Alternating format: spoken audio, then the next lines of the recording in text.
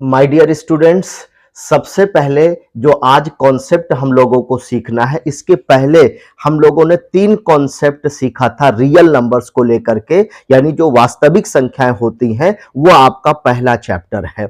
यानी real numbers ये आपका पहला चैप्टर है जिसमें 3 कॉन्सेप्ट बताए जा चुके हैं। अब चलिए चौथा कॉन्सेप्ट हम लोग सीखेंगे। यहां पर देखिए क्वेश्चन दिया गया है, प्रूव रूट 2 इज इरेशनल। यानी हमें ये प्रूव करने के लिए दिया जाएगा एग्जामिनेशन में, परीक्षा में, कि जो रूट 2 है वो क्या है, इरेशनल नंबर है, यानी अपरिमेय संख्या है।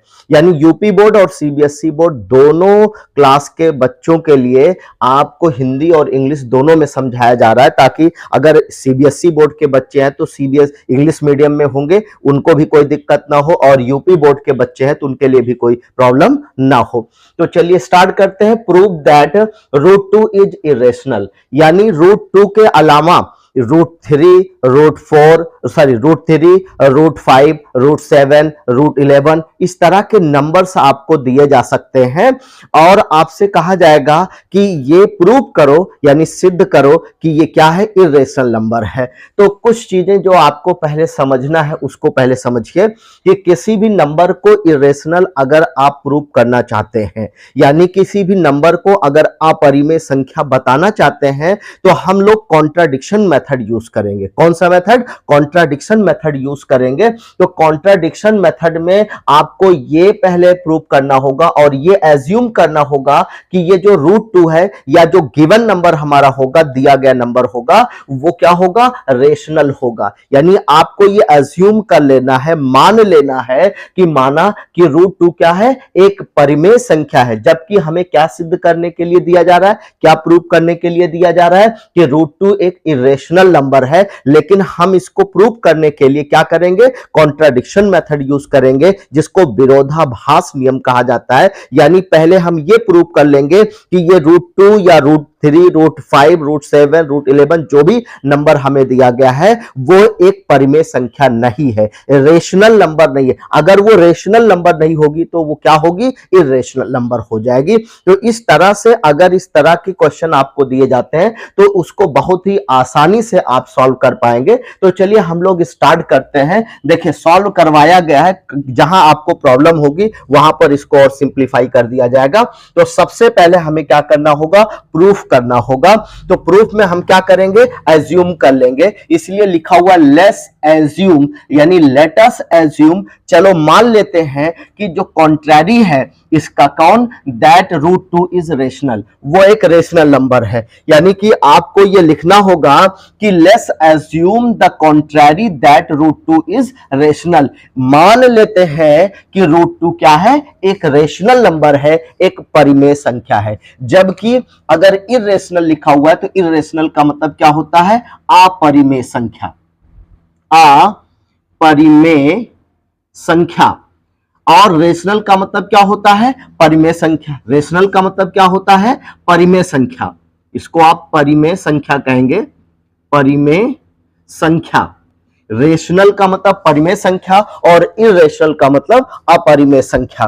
तो हमें एज्यूम कर लेना है, हमें मान लेना है कि रूट 2 क्या है, एक रेशनल नंबर है। सबसे पहले अगर रूट 3 दिया होगा तो हम एज्यूम कर लेंगे, और क्या एज्यूम करेंगे, इसके कॉन्ट्रैरी एज्यूम करेंगे। यानी इरेशनल हमको प्रूव करने के लिए दिया गया तो इसके कॉन्ट्रैरी, इसके विरोधाभास, यानी कि हम इसका उल्टा हम मानेंगे कि ये रूट 2 क्या है, एक रेशनल नंबर है। रूट 3 क्या है, एक रेशनल नंबर है। रूट 5 क्या है, रेशनल नंबर है। यहां पर नंबर चेंज हो सकता है, यहां पर रूट जो है 3 दे सकता है, रूट 5 दे सकता है, रूट 7 दे सकता है। इस तरह का कोई भी नंबर अगर आपको देगा तो सिर्फ नंबर चेंज होगा, मेथड आपका वही रहेगा। तो हम यहां पर कॉन्ट्रैरी क्यों लिख रहे हैं, इसीलिए लिख रहे हैं कि हमें दिया गया है कि इरेशनल प्रूव करना है, रूट 2 को इरेशनल बताना है कि ये एक अपरिमेय संख्या है। लेकिन इसके विरुद्ध, इसके ऑपोजिट, इसका उल्टा जो है हम क्या मान रहे हैं, क्या एज्यूम कर रहे हैं कि रूट 2 क्या है, एक रेशनल नंबर है, एक परिमेय संख्या है।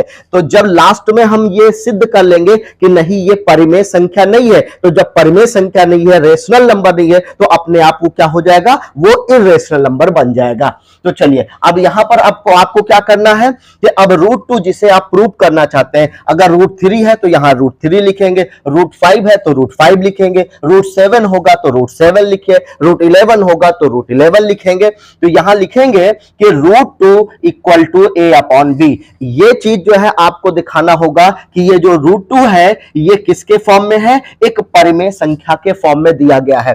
तो दोस्तों आपको इसके पहले के वीडियो में आपको बताया गया था, इंट्रोडक्शन वाले वीडियो में बताया गया था कि जब किसी नंबर को a/b के फॉर्म में या p/q के फॉर्म में लिखा जाए, p/q के फॉर्म में लिखा जाए, जहां पर ये जो q होगा यानी कि नीचे वाला जो पोर्शन होगा, नीचे वाला जो नंबर होगा, ये इज नॉट इक्वल टू 0, यानी ये 0 नहीं होगा, ये 0 नहीं होगा, यानी तो उसे हम क्या मानते हैं, परिमेय संख्या। इसीलिए यहां पर जो है √2 को क्या किया गया है, a/b के फॉर्म में लिखा गया है, यानी कि परिमेय संख्या के फॉर्म में लिखा गया है, क्योंकि हम इसको अभी मान करके चल रहे हैं कि ये परिमेय संख्या है, रेशनल नंबर है, ठीक है।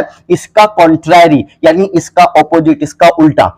तो √2 को हम क्या मान रहे हैं कि √2 इक्वल टू 1 a/b। यहां पर p/q लिख सकते हो, x/y लिख सकते हो, ठीक है, c/d लिख सकते हो, कोई भी नंबर लिख सकते हो, वो आपके ऊपर डिपेंड करता है। अगर a/b के फॉर्म में लिखेंगे तो ऊपर वाला न्यूमरेटर कहलाएगा और नीचे वाला डिनोमिनेटर कहलाएगा, यानी ऊपर वाला अंश और नीचे वाला हर होता है। तो ये दोनों नंबर होते क्या है, a एंड b आर को प्राइम। लेकिन एक चीज का ध्यान रखना है कि ये जो नंबर यहां पर होगा ये क्या होगा, a और b दोनों, अगर a और b माना है या p और q माना है, x y माना है, जो भी आप मानना चाहते हैं मान लीजिए, तो यहां पर a और b माना गया, तो इसलिए a और b ये दोनों क्या है, को प्राइम है। अब ये को प्राइम क्या होता है दोस्तों, इसको भी समझेंगे कि कोई भी ऐसा नंबर जैसे मान लीजिए हमने 2 ले लिया और 3 ले लिया, आप इसको देख सकते हैं, अगर इसका फैक्टर करेंगे यानी कि 2 का और 3 का, तो इसमें केवल एक ही ऐसा नंबर है,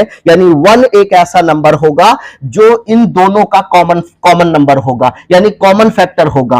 तो यानी को प्राइम ऐसे नंबर को कहा जाता है जिसका केवल 1 के अलावा कोई और फैक्टर ना हो, यानी कि 1 के अलावा कोई और फैक्टर ना हो, यानी कि 1 के अलावा वो किसी से डिवाइड ना हो सके, किसी और से डिवाइड ना हो सके। जैसे 2 और 3 है, तो 2 को और 3 को देखें तो इसमें 3 से डिवाइड हो सकता है, 2 से अपने आप से तो डिवाइड हो सकता है, लेकिन इन दोनों का एक कॉमन फैक्टर होगा, वो होगा 1, यानी कि 1 एक ऐसा नंबर होगा जिससे 2 भी डिवाइड हो जाएगा और आपका 3 भी डिवाइड हो जाएगा।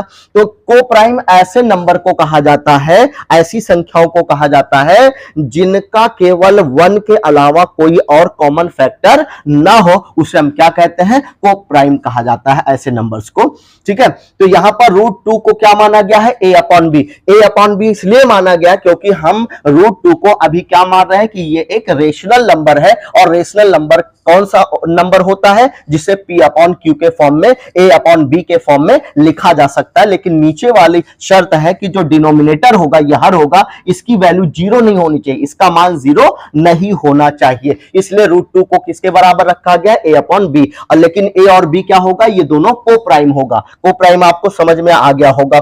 चलिए उसके बाद क्या करेंगे कि अब इन दोनों को क्रॉस मल्टीप्लाई करा देंगे, b का इसके साथ और इसका इसके साथ, यानी कि इस यहां पर ये अपॉन में है, तो इसको भी चाहे तो आप अपॉन में लिख सकते हैं, और उसके बाद इसका इसके साथ मल्टीप्लाई और इसका इसके साथ मल्टीप्लाई करेंगे। तो √2 का जब b के साथ मल्टीप्लाई करेंगे तो ये हो जाएगा √2b। कितना हो जाएगा, √2b, और 1 का a से मल्टीप्लाई करेंगे तो क्या हो जाएगा, ये a हो जाएगा। क्या होगा, a होगा, यानी a का नम a, 1 को अगर इससे 1 को a से मल्टीप्लाई करेंगे तो क्या आएगा, क्योंकि 1 से किसी भी नंबर को मल्टीप्लाई करने पर वही नंबर हमेशा मिलता है। तो 1 को a से मल्टीप्लाई करेंगे तो क्या हो जाएगा, a हो जाएगा, और √2 को b से अगर करेंगे तो √2b का मल्टीप्लाई करेंगे तो ये हो जाएगा √2b। इतना समझ में आ गया। अब अगला स्टेप क्या करेंगे, दोनों देखिए, एक साइड इधर है, एक साइड इधर, तो दोनों साइड को हम क्या करेंगे, बोथ साइड को हम क्या करेंगे, स्क्वायर कर देंगे। इसलिए आगे लिखा हुआ है, स्क्वायरिंग बोथ साइड। अब यहां पर हमें स्क्वायर कर देना है इसका भी और इसका, तो चूंकि दो अलग अलग नंबर दिए गए हैं तो इसलिए होल स्क्वायर कर देंगे, यानी संपूर्ण पर पूरे पर हम क्या लगा देंगे, स्क्वायर लगा देंगे। यानी दो या दो से ज्यादा नंबर्स होते हैं तो ब्रैकेट लगा दिया जाता है, क्योंकि अगर आपने ब्रैकेट नहीं लगाया तो ये स्क्वायर केवल इस पर मान लिया जाएगा, टू पर नहीं माना जाएगा। तो इसलिए हमें क्या करना है, स्क्वायर तो करना बोथ साइड का, दोनों तरफ, इधर भी इधर भी, लेकिन यहां पर दो नंबर है इसलिए होल लगा करके या ब्रैकेट लगा करके ऊपर करेंगे, तो ये इस पर भी हो जाएगा और इस पर भी स्क्वायर हो जाएगा। तो ये हो गया आपका √2b का होल स्क्वायर और ये हो जाएगा a स्क्वायर। अब इसको थोड़ा सिंप्लीफाई कर लेंगे। अब सिंप्लीफाई करेंगे दोस्तों क्या होगा, जब किसी भी नंबर के ऊपर स्क्वायर लगा हो तो वो दो बार, जैसे मान लीजिए अगर किसी नंबर के ऊपर दो बार है तो इसका मतलब है कि 2 को दो बार लिखा जाएगा, 2 मल्टीप्लाई में 2, और इसको जब आप ओपन करेंगे 2 2 जा कितना हो जाएगा 4, 2 दूना 4 हो जाएगा। अगर a स्क्वायर लिखा है तो इसका मतलब क्या हुआ, a दो बार मल्टीप्लाई करके लिखा जाएगा, a मल्टीप्लाई बाई कितना हो जाएगा, a हो जाएगा। अब दोनों को जब आप मल्टीप्लाई फिर से करेंगे तो a इंटू a जो है आपका हो जाए। इसी तरह से अगर किसी के ऊपर 3 लिखा हुआ है, क्यूब लगा हुआ है, 4 टाइम उसके ऊपर पावर है, तो उतनी बार वो मल्टीप्लाई करके लिखा जाता है। तो यहां पर देखिए स्क्वायर इसके ऊपर भी है और इसके ऊपर भी है, तो जब √2 को आप स्क्वायर में चेंज करेंगे तो और b को करेंगे तो ये b स्क्वायर हो जाएगा, क्या हो जाएगा, ये b स्क्वायर। लेकिन ये √2 है, जब इस पर स्क्वायर होगा दोस्तों, यहां पर देखिए इसको इजी कर दे रहे हैं, अगर √2 है, अगर इस पर स्क्वायर है तो इसका मतलब क्या हुआ, ये √2 मल्टीप्लाई में क्या हो जाएगा, √2। अब जब दोनों को मल्टीप्लाई करेंगे तो क्या हो जाएगा, √4 हो जाएगा। अब √4 अगर है तो यहां पर इसका हम क्या कर देंगे, स्क्वायर कर लेंगे, तो ये हो जाएगा 2 2 जा कितना हो जाएगा 4, क्या हो जाएगा, ये हो जाएगा आपका 4। यानी कि जब आप इसको सॉल्व करेंगे तो कितना आएगा, 2 आ जाएगा। तो इसका मतलब होता है ये भी कि अगर आप चाहें तो यहां पर भी अगर किसी नंबर के ऊपर स्क्वायर लगा है, किसी नंबर के ऊपर स्क्वायर हटाने से ये जो रूट लगा हुआ है ये अपने आप हट जाएगा, अंदर केवल क्या बचेगा आपका 2 बच जाएगा। इस तरह से भी आप कर सकते हो। तो यहां पर देखिए इस पर भी स्क्वायर लग गया, ये b स्क्वायर हो गया, और ये 2 बार मल्टीप्लाई करने पर क्या हो जाएगा, ये 2 हो जाएगा। अब यहां पर a स्क्वायर हो गया। अब आप ये देखिए a से कौन सा नंबर, ए स्क्वायर यहां पर है, तो ए स्क्वायर किस नंबर से डिविजिबल होगा, यानी वो कौन सा नंबर होगा जिससे ए आपका डिवाइड हो सकता है या ए स्क्वायर डिवाइड हो सकता है। तो देखिए इसके इस साइड में जो नंबर होगा उसी से डिवाइड होगा। यहां पर जो नंबर है तो ए स्क्वायर किससे डिवाइड होगा, यहां पर 2 लिखा हुआ है तो ये 2 से डिवाइड हो जाएगा, यानी ए स्क्वायर किससे डिवाइड होगा, 2 से। जब इसको इधर ले जाएंगे तो ये अपॉन में आ जाएगा, डिवाइड के फॉर्म में आ जाएगा। तो इससे ये क्लियर हो रहा है कि ए स्क्वायर आपका किससे डिवाइड होगा, 2 से डिवाइड होगा। तो यहां लिख दिया गया है A square is divisible by 2, यानी कि ए स्क्वायर जो है वो 2 से विभाजित होने वाली संख्या है। अब अगर ए स्क्वायर आपका 2 से डिवाइड होगा तो इसका मतलब ए किससे डिवाइड होगा, वो भी 2 से डिवाइड होगा। इसलिए यहां लिखा हुआ है therefore A is also divisible by 2, यानी ए स्क्वायर अगर 2 से डिविजिबल है, 2 से भाज्य है, 2 से कटने वाली संख्या है, तो ए भी क्या है, वो भी 2 से क्या हो जाएगी, डिवाइड हो जाएगी। आई होप कि ये समझ में आ गया होगा। अगर ये चीजें क्लियर हो गई हैं तो हमारा कंक्लूजन क्या निकला, कंक्लूजन के रूप में जो है इक्वेशन बन गया। अब एक इक्वेशन ये आपका बना। अब उसके बाद अब आप ये देखिए कि अगर ए से ए इज आल्सो डिविजिबल बाय 2, यानी कि ए अगर आपका 2 से डिविजिबल है तो चूंकि इसको हम ऐसे लिख सकते हैं, ए स्क्वायर भी किससे डिविजिबल दिखाया गया है, 2 से डिविजिबल दिखाया गया है। तो ए स्क्वायर बराबर हम क्या मान लेंगे, 2c मान लेंगे। क्या मान लेंगे, क्योंकि यहां 2 है तो इसके साथ कोई भी नंबर आप ले सकते हैं, ठीक है। तो ए स्क्वायर इक्वल टू क्या हो जाएगा, 2c। लेकिन ये जो c है ये क्या है, c इज इंटीजर। ध्यान दीजिएगा c क्या है, एक इंटीजर। इंटीजर क्या होता है, इंटीजर एक ऐसा नंबर होता है जो नेगेटिव फॉर्म में भी हो सकता है, 0 भी हो सकता है और पॉजिटिव फॉर्म में भी हो सकता है। आपको इसके पहले के वीडियो में नंबर लाइन बना करके दिखाया गया था, तो वहां पर बीच में 0 रखा गया था, उसके राइट साइड में जो है आपने पॉजिटिव नंबर रखा था और लेफ्ट साइड में कौन सा नंबर रखा था, नेगेटिव नंबर रखा था।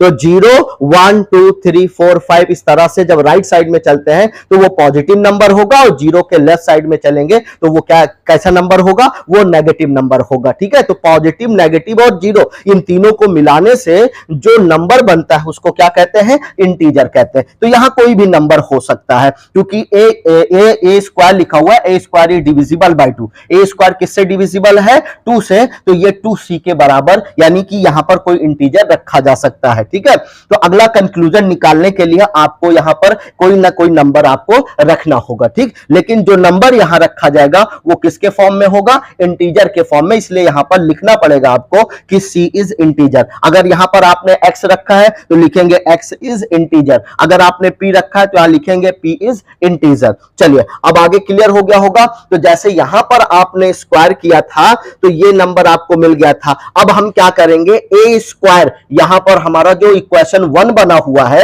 ये जो हमारा इक्वेशन 1 है, इसकी जगह ए की वैल्यू रख देंगे, ए स्क्वायर की वैल्यू। तो साथियों आप देख सकते हैं यहां पर ए स्क्वायर है, इसकी वैल्यू कितनी दी गई है, 2c लिखा हुआ है। क्या लिखा हुआ है, 2c। तो यहां पर 2b स्क्वायर इक्वल टू करके यहां पर ए की जो वैल्यू है, ए स्क्वायर की वैल्यू, वो कितनी रखी जाएगी, 2c। तो यहां पर वही किया गया, 2b स्क्वायर यहां पर नोट डाउन कर लिया गया, फिर इक्वल की जगह इक्वल रखा गया। अब ए स्क्वायर जो है, देखिए 2b स्क्वायर की जगह 2b स्क्वायर हो गया, फिर इक्वल की जगह इक्वल हो गया, और ए स्क्वायर की जगह ए स्क्वायर की वैल्यू रख दी गई। ए स्क्वायर की वैल्यू कितना है, ए स्क्वायर का मान कितना है, 2c है। तो ए स्क्वायर के स्थान पर हम कितना करेंगे, 2c रखेंगे। तो यहां पर 2c, लेकिन इस पर स्क्वायर था इसलिए इस पर होल स्क्वायर लगा दिया गया, क्योंकि 2 नंबर यहां आ रहा है इसलिए होल स्क्वायर लगा। अब इसको थोड़ा से सॉल्व करेंगे तो देखिए 2b स्क्वायर आपका ये रहेगा, उसके बाद जब इसको सॉल्व करेंगे तो ये स्क्वायर c के साथ भी है और ये स्क्वायर आपका 2 के साथ भी है, तो ये हो जाएगा 2 2 जा 4। किसी के ऊपर स्क्वायर हो तो वो 2 बार लिखा जाता है, तो ये हो जाएगा 2 2 जा 4 और ये हो जाएगा आपका c स्क्वायर। आई होप ये क्लियर हो गया होगा। उसके बाद आप इसको थोड़ा सा सिंपल कर लेंगे तो देखिए 2 1 जा कितना हो जाएगा, 2 हो जाएगा, और 2 2 जा कितना होगा, 4 होगा। 2 1 जा 2, 2 2 जा 4, यानी कि 2 1 नम 2, 2 दूना कितना होगा, 4 हो जाएगा। अब यहां क्या बचा, सिर्फ b स्क्वायर बचा, इक्वल की जगह इक्वल, और यहां बचा आपका क्या, 2c स्क्वायर। क्या बच गया, 2c स्क्वायर। तो b स्क्वायर बराबर कितना आ गया, 2c स्क्वायर। अब आपको यह चेक करना है कि ये जो b स्क्वायर है, जैसे यहां पर a स्क्वायर था तो a स्क्वायर किससे डिविजिबल था, 2 से, तो a किससे डिविजिबल होगा, वो भी 2 से। इसी तरह से b स्क्वायर किससे डिविजिबल होगा, 2 से, और b किससे डिविजिबल होगा, वो भी 2 से डिविजिबल होगा, यानी कि 2 से कटने वाली संख्या होगी। तो यहां लिख दिया जाएगा वो चीज कि कंक्लूजन क्या निकला कि b square is divisible by 2, therefore b is also divisible by 2। यानी कि जो b स्क्वायर है अगर वो आपका 2 से डिविजिबल है तो b भी किससे डिविजिबल होगा, वो 2 से। तो ये हमारा दूसरा कंक्लूजन, दूसरा इक्वेशन निकला। अब यहां पर आपको समझना है, क्या समझना है कि हमने क्या स्टार्टिंग में माना था, हमने स्टार्टिंग में ये माना था कि ये जो a और b है, a और b ये दोनों को प्राइम है, यानी 1 के अलावा ये किसी और से डिवाइड नहीं होंगे। यानी को प्राइम का मतलब एक ऐसा नंबर जिससे वो कौन सा नंबर होगा, 1 होगा। यानी जैसे यहां पर एक नंबर a था, दूसरा b, अब ये दोनों नंबर किससे डिवाइड होंगे, 1 से, तो 1 क्या हो जाएगा, ये को प्राइम हो जाएगा। तो ऐसा नंबर जो सिर्फ 1 से डिवाइड हो, लेकिन यहां पर कंक्लूजन, 2 कंक्लूजन निकला। यहां पर निकला कि a है वो भी 2 से डिवाइड हो रहा है, यहां पर b आया, b भी किससे डिवाइड है, 2 से डिवाइड है। लेकिन हमने माना क्या था कि a और b केवल 1 से डिवाइड होंगे और किसी से डिवाइड नहीं होंगे, लेकिन यहां तो कुछ और ही आ रहा है। यहां क्या आ रहा है, यहां a जो है आपका वो भी 2 से डिवाइड हो रहा है और b भी आपका किससे डिवाइड हो रहा है, 2 से। तो जो हमने अज्यूम किया था, जो हमने माना था, वो हमारा एजम्पशन गलत हो गया, हमारी जो विचारधारा थी वो गलत हो गई, हमने जो सोचा था वो गलत हो गया। तो जो कॉन्ट्रेरी मान लिया था कि √2 क्या है, ये रेशनल नंबर है, अब हमारे रॉन्ग एजम्पशन की वजह से ये रेशनल नंबर नहीं होगा, ये क्या हो जाएगा, इरेशनल नंबर। तो इसलिए यहां पर लिखा हुआ so this contradiction is arisen because of our wrong assumption, ये जो कॉन्ट्रडिक्शन पैदा हुआ है, ये जो विरोधाभास हो गया है, ये किसकी वजह से? हमारे रॉन्ग एज्यूम्शन की वजह से, हमारे गलत विचार करने की वजह से ऐसा हुआ है।